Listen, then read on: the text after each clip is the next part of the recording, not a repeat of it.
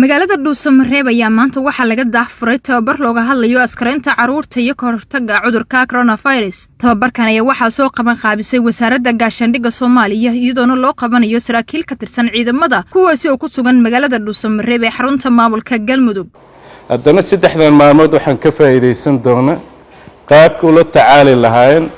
xilliga dagaalada caruurta laga soo qabto haddii ay dhacdo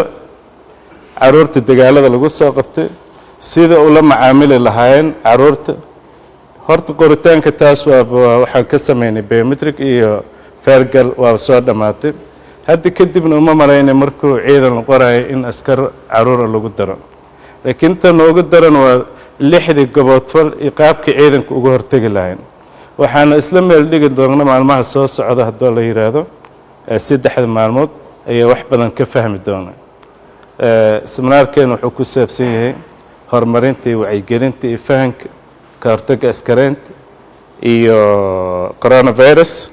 in ka badan 20 askari ayaa tababarkan ka qayb qaadanaysa iyadoo sidoo kale tababarkan uu qayb ka yahay ka hortagga gobodfalada. waxyaabaha ugu badan ee tababarkan diiradda lagu saarayo ayaa kulankan waxaa ka mid ah sidii caruurta Soomaaliyeed oo heli lahaayeen waxbarasho ku filan iyadoo laga hortagayo caruurta Soomaaliyeed iyo koodada yar la askaraynayo. xubno ka socda wasaaradda gaashaandhigga ayaa goobta ka hadlay waxayna sheegeen in saraakiishan ka faa'iideysan doonaan tababarkan. seminaarkaas oo ay u nasiibsadeen marka guutada shaqaalaad iyo ololkeeda kala taba maanta oo awal aan soo gaari jirin maadaama ay ahaayeen ciidankii alusana ka soo wareegay oo ayna soo gaarin wacyigelintaas maanta aad bay u nasiibsadeen haddana isla markaan waxa nasiib ah iyadoo maanta haddana Galmudug aan sii raacinayo oo madaxdii ku muransan maanta iyaguna heshiis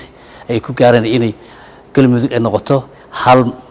maamul kaliya oo laba nasiib baa meeshaas ku darsamay aniguna markaa programka aan wadnana uga faa'iideynayna maanta ciidankeena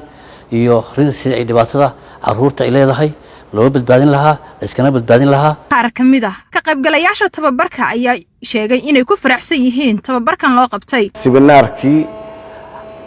ka hortagga askaraynta caruurta sidaa darteed ayaan baan u yeelanay ayagana waa uga mahadcelinaynaa ilaahayna waanu ugu shukrinaynaa. waxaa intaa weheliyay xanuunka COVID-19 oo adduunka iyo caalamka oo dhan ka dhawaajiyay isaguna wacyigelintu nooga mid yahay xubin ka mid ah wasaaradda caafimaadkuna way nagala soo qayb gali doontaa beritoole insha Allah biidnillaahi kariim saasuuna inuu ku furan yahay. waxaa meeshan